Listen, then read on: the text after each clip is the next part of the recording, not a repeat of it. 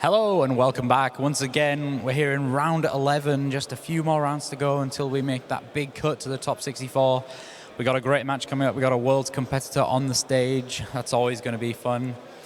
So, introducing him first, we have Loan from France. A lot of fans. Loan, please take a seat. And then his opponent, we have Niklas from Germany. Yep. I didn't write down. I do actually have notes on these, but I forgot to write down where you were from. But that's fine. How are you feeling? No, come back. I'm feeling really good. I'm excited, but I think I'm gonna win. You think you're gonna win? You hope you're gonna win. Yeah. Were you expecting to get this far with your deck? No. No? Why not? Because You got to be confident. yeah, it was my first real rant where I played a good deck, so I just thought I will drop in round 7 or something like that. Okay, well, please take a seat. Have you guys decided who's going first? Who is going first? Loan is going to start. Okay. So without further ado, let's take it away to our casters for this Worlds match. Welcome back, everyone. This is yet another round, the bubble, as we like to call it, just before the real That's what bubble. you like to call it, huh? The bubble. So we have a Worlds competitor here. Loan attended Worlds in 2018, same year you did. That's right. Never do that again. Thank you. So yeah, he's quite an experienced player. He's topped a couple of French nationals, YCS Rimini back in 2017, I think it was. So he's got experience on the big stage. He knows how it is to play at this kind of level. Yeah, and he's picked a deck that will go to his strengths, where it involves like a lot of technical play. He's playing Subterra, so there's not a Mystic Mine in the main deck or side deck at all for any of these decks. So they've both relied on the engines and alternative win conditions as opposed to Mystic Mine that we've seen in decks like these before. Relying purely on the power of his goo-woo, I guess, and the Altergeist strategy. So this is a very sort of, how does a control versus control matchup play out, do you think? So it's quite interesting, actually. It's won fairly at the start because, like I said in the previous round, they're quite flawed, and you need to see your engine with a bunch of traps. So basically, the traps disappear. So once you've used the trap, it's gone. Whereas your engine keeps constantly recurring. So what you have to do is you have to use your traps to make acceptable and better trades that favor you to cut off their engine. So if Altergeist gets its engine going before Guru, because you can't attack the game with traps. So that's why, like, if an Altergeist engine managed to shut down the Guru engine, or vice versa, then that would be the matchup that would win. Okay, yeah, so they're really just trying their best to like lock each other out of their recursion. Do you think that Altergeist kind of has a bit more of a sort of, what's the word, resistant engine in versus Guru than Guru has? I think Altergeist is probably a better engine just because it has cards like Meliseek that actually do have on-the-spot removal, that doesn't require you to lose a card as well like a trap would. So I think he would have the advantage there because I don't think there's any removal in Guru other than... Umistrix. Which one? Umistrix. Oh, what does that one do? You don't know it? Subterra, Behemoth, Umistrix, when it's flip face up, it banishes card on field. Is that the 1600 monster, or am I thinking of something else? I'm not sure. I'm pretty sure it's... Is it the big guy in hand that like banishes a card when it's flipped? Yes, I just said that. Oh, right, I see. I thought it all by myself. I think what the difference is that requires a bit of setup because don't you have to like flip the guy away, whereas Meliseek's just... But yeah, it's they could see that they're maining a lot of hate, I suppose, for like the meta. Like you have Loan here playing Tikaboo. There can be only one, which is actually kind of useless against Altergeist because they're all different types anyway. Yeah. So, Right, so I think this particular card that they're playing to counter the meta, which has probably saw him win a lot of matchups, won't be particularly useful in this matchup. But he could just not draw it, which would be very ideal. And then he could just side into his other cards that'll be... He has a lot of good removal in the side deck, which we'll get to after game 1. So he has a lot of options post-side that will give him the edge in this matchup. A couple of interesting cards. Call by the Grave is main decked here by Niklas, which doesn't have a particularly amazing application in this matchup, but it can hit Fiendess, I suppose, when it sends itself from the hand to the grave. Well, like I say, you need to make good trades, and Call by the Grave can make good trades because if you really need your Meliseek to resolve to search an Altergeist card, then you need to Call by the Grave that Ash Blossom, and it can happen. And Call by the Grave has some utility as well, just against random other matchups. It has some good applications in the mirror as well, just to shut off their Meloseek. And against Guru, I can't think of any Guru monster in particular that would be in the graveyard. I think this will mostly be used for hand traps. Normal summon the Fiendess effect on field, she can bring back Guru from the graveyard. So that's I see. DD Crow might come in useful for that. So there is some sort of applications. However, I've seen a lot of cards that might be dead in this particular matchup. It could be like a sort of race to see like who draws less of the sort of anti-meta cards. Like there can be only one and stuff, and hopefully try and stick to like the sort of generic engine cards that'll hopefully win them this matchup. Well, luckily for him, he's got Imperial Order, which will just be randomly good against all the pot cards. Yeah, there's so many power spells in Subterra, so we'll see just exactly how that plays out in a moment as we head over to the desk. We have our hands loaded up here, and Pot of Extravagance, that is a card you always want to see in your opening hand. They've both drawn cards that they definitely want to see in this matchup. They haven't seen any text that they've had to play to counter metas like Spiral and Shadol and stuff. So a Pot of Extravagance is a good start, just draw 2, because these matchups don't really care about losing any card in their extra deck. I think Altergeist might worry about losing all 3 of its Hextiers, but that's only a 4% chance Loan of might doing be that. a bit reluctant to lose all 3 copies of his last warrior from another planet. Leave that Wake in the Drive. Wake in the Dragon, not live. He is setting Wake in the Dragon. So the Ash Blossom hits the Extravagance, which is not too bad here. So this is the problem here. That's a really good trade because you don't want him to draw 2 cards to get into his engine, and it doesn't look like Loan has gotten into his engine because I don't see Guru. Yeah, he's drawn the one of Imistrix, which is ideally a card you want to like search on a need-to basis, whereas that Guru, City, Terraforming, those are the kind of cards you need those to get yourself going, don't you? Yeah, exactly. So he's opted to go for Judgment instead, to go for a defensive card, because I don't think the Subterra Trap would be helpful in this situation without What's Guru. your favorite Subterra Final Battle effect? The flip one, the flippy one. The one that does flippy. What's your favorite? The one that makes it unaffected. Not the flip one? No, the one that makes it unaffected. So you can like, when your opponent call by the graves your Fiendess, you can use the effect of the Final Battle to make it unaffected. So he's come up. Also taking nice the solid Judgment. mirror there. Duality also taking the Judgment. It's a good card. Has he got into his engine though? I don't think he also has gone into his engine. All he seems to have is a Sequoitus and a Protocol. So Sequoitus and Protocol can actually apply a lot of pressure by itself. It doesn't quite Just get into your constantly engine. bouncing It's a limited resource, of course. Like he can constantly keep bouncing and stuff. And can this attack over the Subterra monster, or does the Subterra monster got a nice chunky... Fiendess has 800 attack. Ooh, so he can potentially crash, but I don't think he's going to do that, probably.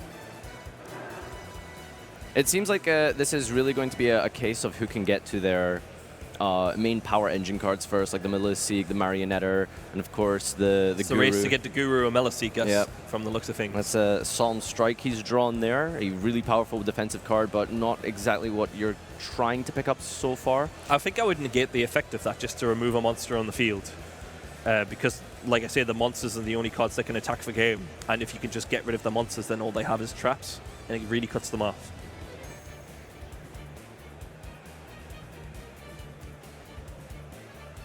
All right, so as he flips the Fiendess face down, this allows him to summon the Behemoth. Oh, and he's just yoinked the Behemoth with the Crackdown, which is good. Another bit of removal there, and it means that he has a monster where you can use to link ladder.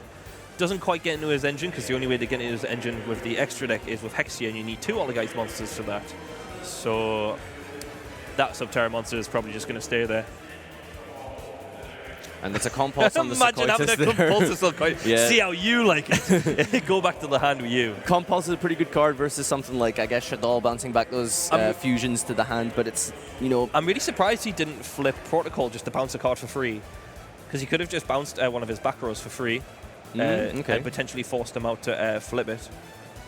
But never mind. I guess it doesn't really matter too much because you've just set it again. Oh, he's managed to hit another Extravagance here. That's absolutely huge for Loan here. Oh my there God, that's an Imperial Order. Imperial Order! Old man says no. That is like one of the best cards that say nope that you want to see in this matchup, because he's playing a total of 12 spells in Subterra.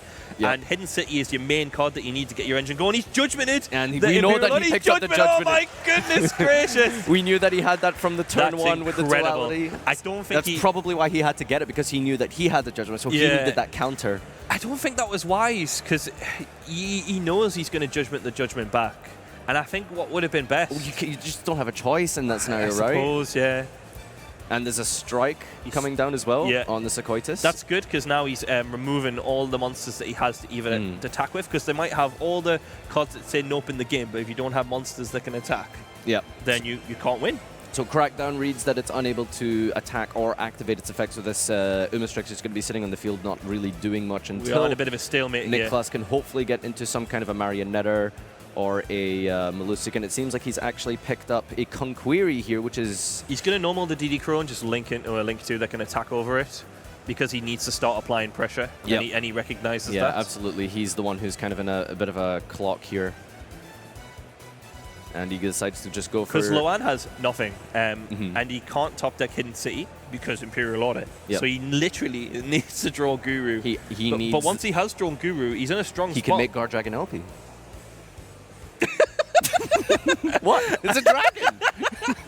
Did you know that? Yeah, I did, but it's a dragon! I don't think that was the first thing that went to my mind. Oh, really? Well, I mean, you're... combo. Apparently you're not a combo player, Darren. Imagine summoning Elby in Subterra, that'd be wild. I think he just top decked the Terraform in there. Well, it was a spell at least, which isn't going to do him much good. Yeah. With a 1900 beat stick staring at him. Maybe he can like try and... I didn't realize the life was so low. He did... double judgments. I mean, half your life point. Well, this is game, because I believe that's just a spell. So if he just swings for game, then that'll be it. Imperial Order is a really, really good card. And he's going to take it there, is he? He's checking the life. Yeah, that'll be it. That's 19 over the 14. And Niklas taking his first win of this duel here, so this is super important. Who would have thought that Imperial Order is a really good card? Yep, the Judgment on the Judgment, super, super clutch. Really, really good. What happens when you Judgment on one life point? You just have one life point. Yeah, it rounds up. Yeah, it just rounds up. You can Judgment infinitely on one life point. You sure can. Because when it goes to 0.5, just rounds up. Yep. So that was a bit of a back and forth, but it's interesting when both players either open really well or not so well, and I think that kind of what happened there is like both players had to make the best trades possible with the traps. That's why I wasn't sure if you should have Judgment into Judgment, but I think he was always in a situation where he had a Judgment for his Judgment. It's one of those lose-lose kind of things, exactly. Right? I think Niklas was in a better position just because he had Imperial Order, and it meant that like it reduced the amount of cards that he'd be able to top deck to get him out of his spot. It turns off all his pots, turns off Hidden City. He was in a really tough spot because of that Imperial Order. Those were kind of like all the cards that you didn't want to see turn one. They were the ones you'd rather get to, like the Cite-Miielle, you'd rather get that out of the deck with the multi-faker. They just both didn't see their engine, and if they both saw their engine, it might have been a different game, but it was just traps versus traps then, and he had the Phoenix to go poke every now and again. Literally just a 1900 beat stick there. So. That's all you need. Like I say, you need monsters to win this game. Yeah, so I think they're going to be siding very heavily for this matchup. We have a ton of cards that can come in from both players here. There is the Storm Duster, both of them signing 3 copies of Storm Duster. That could potentially be a blowout. Both playing evenly as well. Yes, evenly matched as well. Do you think we'll see Waking the Dragon Brian from Loan? I hope we see a Last Warrior today. Well, Loan's going first, so he'll probably expect a lot of hate like Lightning Storm. So it makes sense to side in Waking the Dragon just to counter that. I'd actually be quite curious to see how many times he's resolved that today. What, Lightning Storm? No, Waking the Dragon. Oh, Waking the Dragon? Yeah, I'd be quite curious to see how many times he's just been blown up and he's just went, okay, Last Warrior, go. So, something funny happened in my regional the other day where someone goes evenly match on all his back row, and he like evenly matches Waking the Dragon. And Waking the Dragon says when it's banished, you could special summon. It's not just destroyed, it's banished as well. Is it really? Yes, if you Cyclone it, it still triggers. So he like evenly him, and then he reveals a face down Waking the Dragon. That's not how that works. I don't think I was good. No, that's not how it works. But it was funny regardless. But anyway. I was thinking that is not how it works at all. I'm pretty sure it has to be destroyed. Yeah, and banished as well. But yeah, so he's playing D-Barrier in his side deck, is obviously not relevant for this matchup, but just kind of taking a look in general at Loan's side here. That's a card we haven't seen in a while. Do you think he's scared of the Pendulum strategy? I don't think it's a Pendulum strategy. I think it's very much the Shaddoll matchup that people have opted to side Dimensional Barrier for. When you go first and you flip Barrier when they have Shaddoll Fusion, it just shuts off the whole Shaddoll engine. They literally can't do anything. I'm sure we'll see a lot of Shaddoll later on, but it's definitely a deck that everyone has to consider for this matchup going into this event with the new structure deck and stuff. So, but for the most part, his side deck covers a lot of just like mostly rogue, maybe back row stuff. He's got like evenly matched Heavy Storm Duster, Lightning Storm. So I think we're going to head on over to the players now as they are beginning the game 2. We didn't get a chance to see his hand, but he has set 4, which is not the best start unless he has a spoofing, which he does. He has a Konkuri and a spoofing, so he has access to 3 traps. He's in a really and his good engine. situation So that means he has here. access to multi-faker, which can bounce a set Guru, which means he can't get his engine going. Do you think he lets the judgment fly on this extravagance? Or do you think he just lets him have the 2 cards? You could potentially negate it because he's going to let him resolve it. He's going to let him resolve it. Okay. I see. It's really kind of a tough situation because like your opponent just starts the turn, 6 cards. First card they activate, extravagance. Judgment could potentially. That's one, there we go. That's right. one reason the whole judgment. Yes, because exactly. that's right there. That's exactly why you would hold judgment for cards like that, because you might think, I don't want to draw 2 cards, but also don't want to lose all my card advantage as well. So here's the duality going to try and dig for some engine pieces now. There's the City. That's exactly. He already what has Guru in his hand. He does, but like it's more. And Guru is more. Exactly. He's got the. So now Guru can get like the Fiendes, and then City can get him the. There's no Imperial Order this time. Final battle. Yep. So he's able to let this resolve and set up Guru and Fiendes, which is the ideal sub-tower opening. I really like that Niklas had like the sort of discipline and self-control and patience to like hold that judgment, because he definitely had to anticipate the potential of the evenly matched. That's which probably is huge exactly in this why matchup. he's went so deep, just because he was able to have the foresight to know that evenly matches a card. But striking Guru is huge here. Yeah, that's absolutely means that cuts him off from his engine. But you said there was a way to bring that Guru back, is there? Yeah, so the next turn he's able to normal summon the Fiendes that he currently has in his hand and bring it back. So he probably will attempt to do that at some point, but it's engine time here. Yeah, here we go. This is the end phase spoofing into the multi-faker, get your guy out of your deck, and this is where Niklas can hopefully try and get on some kind of a roll here. Do you think you go for Malisic here? You absolutely do, yeah. You don't really care about bouncing the back row because he has 4, so you want to get your engine going. Just kind of pick it away slowly. Yeah, with the, exactly. It's not even that. You just you want to get Meloseek engraved and set up Marionetta, so you can keep setting traps off Marionetta, tributing it to bring back Meloseek, and you can keep taking cards away. So here he's probably going to go into Hextier and then get Marionetta. And what's really cool about Hextier is you can tribute an Altergeist monster to negate a spell and trap. He decided to keep There Can Be Only One. He sure did. Yeah, that means he can only have 1. Very cool. I think they're all spellcasters, so that's actually quite good against Altergeist. Wait, I thought Altergeist were... Oh, they're different attributes. They're all different attributes, Oh, right, yeah, so the same type of different attributes. All right, sorry, I got that. So that's actually surprisingly good against Altergeist. Yeah. Because now he just has to swing of Hextier. But Hextier also floats, so if he removes Hextier from the field and goes to the graveyard, he adds an Altergeist card. But it's a shame he can't summon Marionetta, because now he can't get the manifestation to bring back the multi-faker. So he's been cut off from his engine. But since Loan hasn't really got access to his engine, he might be in a bit of a rough spot as well. Here comes a Fiendes, using its effect to target the Guru. Absolutely not, he says. So Loan might be tempted here to use the Judgment, because it's very important that he gets his engine rolling, which he indeed does. I'm surprised he didn't put that impermanence in the same column as one of his back row. He just put it in the middle where there was no spell and trap there. Because that impermanence would have potentially... he set first, that's right, yeah. So it was good for Loan to not... Well, he nicely missed it there, very lucky. So he set the Guru with the Fiendes, this is like it's such a steamroll now. It's so back and forth in this because Niklas looked like he was about to start popping off Hexia and then into the Marionetta and then steamroll from there, but that There Can Be Only One halting him in his tracks, and now he's the one who's able to go off with the Fiendes, bring back the Guru, and get his engine rolling. So it seems like the tech cards that they've had, Imperial Order and There Can Only Be One, have been they're saving grace in this matchup as well. Yeah. It looks like Loan is likely to take this matchup because of There Can Only Be One. But we'll see what Niklas can do. I wonder if there's a way to out it. I don't think there's a non-spellcaster Altergeist monster, so he can't make Phoenix to pop it. And even if he did try to do that, I'm pretty sure Loan wouldn't let him do that and negate it. Yeah, I completely missed the There Can Only Be One sort of interaction in this matchup. I overlooked that it's... He's going for defense now, so if he was to attack... Oh, what's it doing here?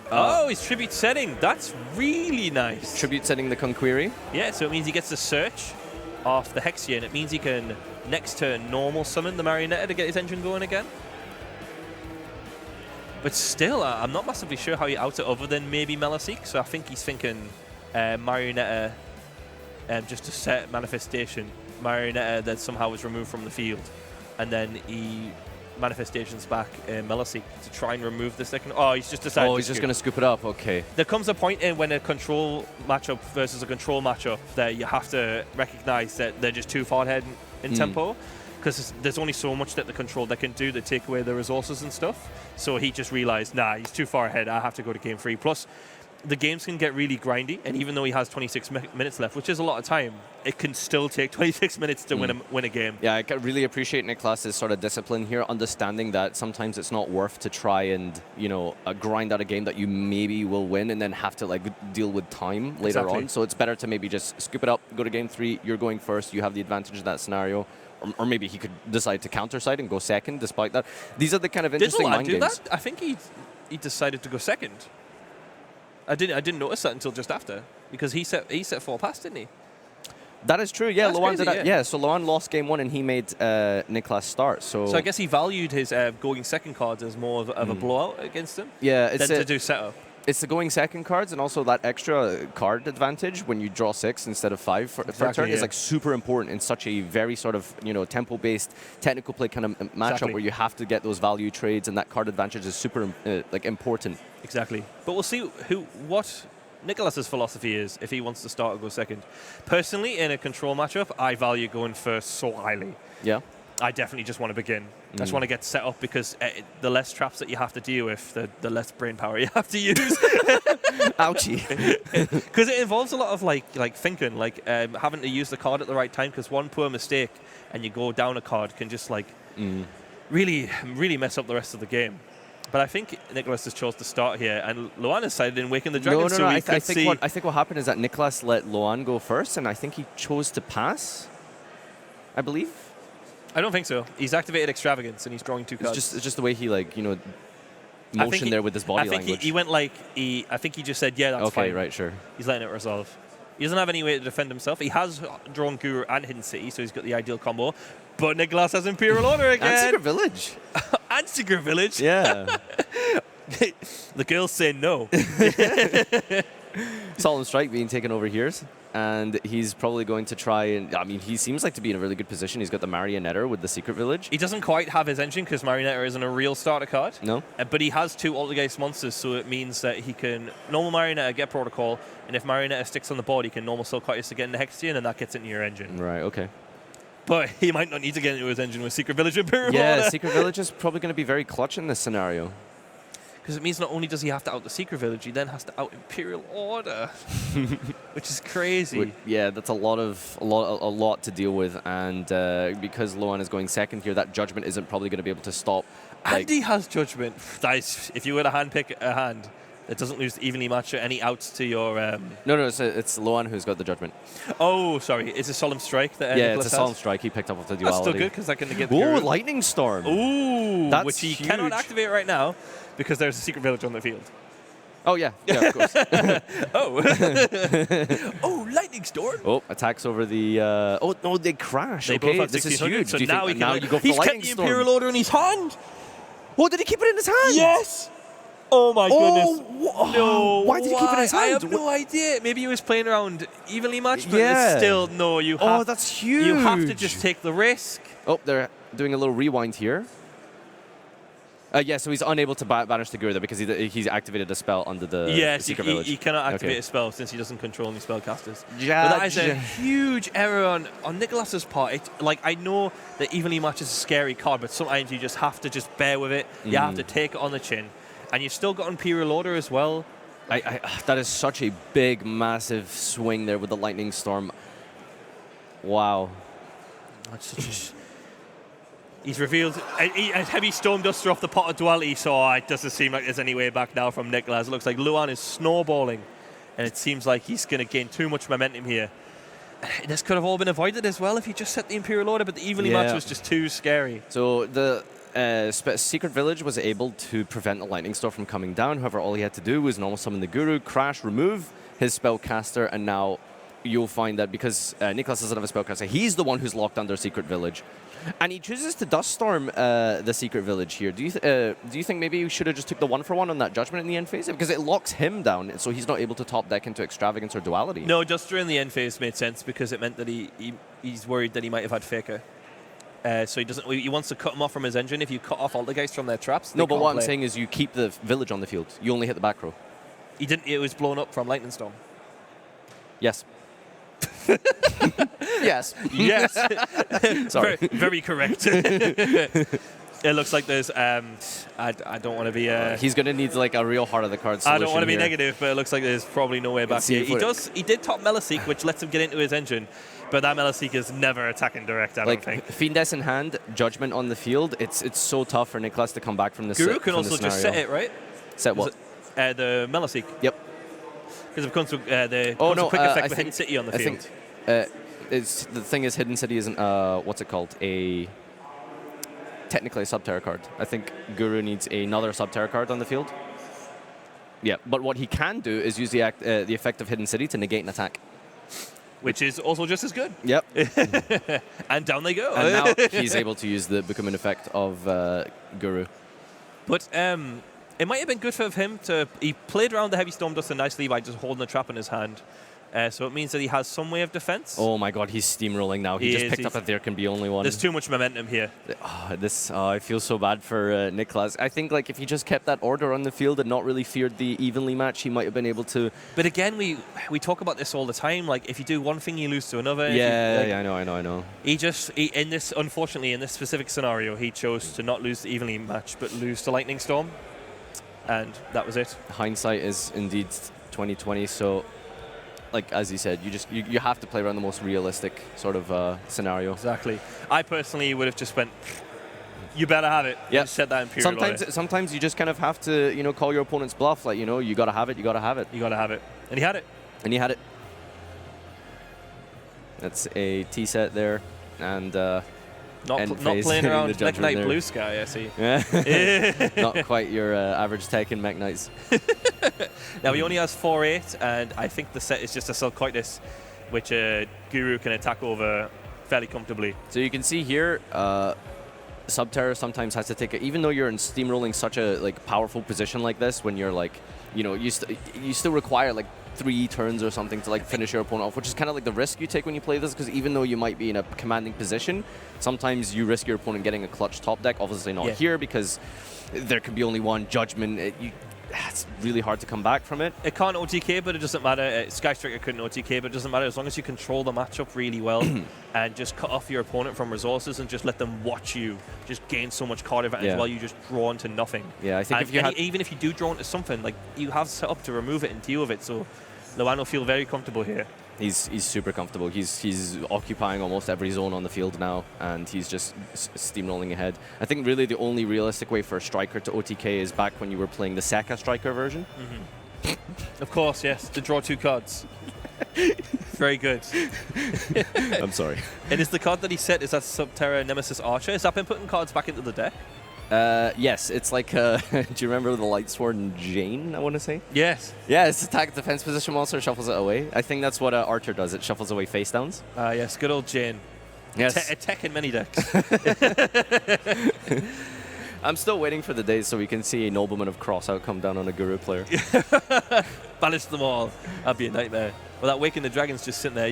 Just judgment on the strike. He's not really in a just position. take away all those resources. It doesn't matter. You can half your own life points just fine. Even if you have 1, it doesn't matter.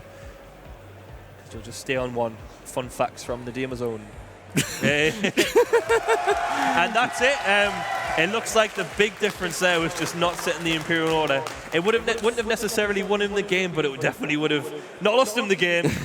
So that was just unfortunate. In hindsight, maybe probably thinking I should have set it and just took the L evenly matched. But he probably in a later round set everything and then lost the evenly match, and you just get scared, and that's just it's just very unfortunate. Well played from Loan, though. It's a scenario that you kind of have to take on the chin, and he's dropped down to the X2 bracket. He still has a chance if he wins the next round. Yeah, he has one more round, and again, he has to choose whether he plays around Lightning Storm or evenly matched. Yep. And pick your poison, essentially. But I think I'm surprised that since he didn't set Imperial Order, he won with it game 1. I thought I would have just looked at that and been like, you won me game 1. You are going down there. You are absolutely. Do you not think maybe that's a bit of a, what you call it, confirmation bias, perhaps?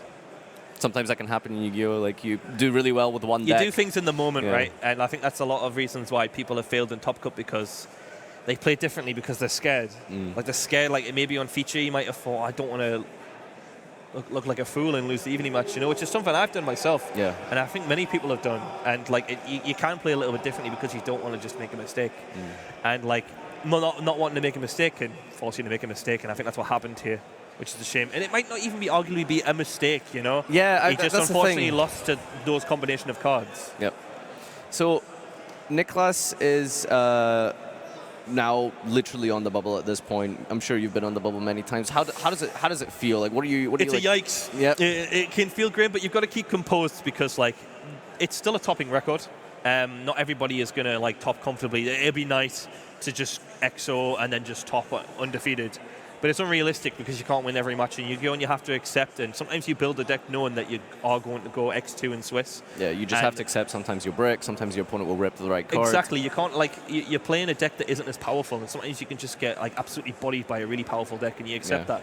And it is going to happen at least once in Swiss. So you're never really going to go undefeated, but one person has to go undefeated. So you just have to take it on the chin. You can't win every match of Yu-Gi-Oh! Don't throw a strop, because you're only going to like put yourself down. He has to just look forward, take it on the chin and be like, I lost that one. I'm not going to lose round 12. I'm going to win the event. That's what you got to do. On the plus side, it seems like Loan's probably locked his position in Top Cut, right? With an X1 record, absolutely. One more to go. Even if he was to lose the last round, it'd be fine. Even if you go X1 though in the last round, a lot of people can be like, oh, well, I've topped now. It doesn't matter. I've done it. Like you haven't done it. When you've done it, you've won the event, right? And people can get complacent. Like you can top, and a top is nice and all, but winning an event is better. So take the round. Play the round as you would any round. Play to win. Yep. Because if you play just to be casual, you can get out of the winning mentality. And then when you go into top 64, top 32, whatever tournament it is, you can lose your composure, and you don't want to do that. Well, guys, that's going to be it for this round. And remember, Subterra taking this victory here with Loan. So, Subterra Guru, stay uwu. No way. We're done.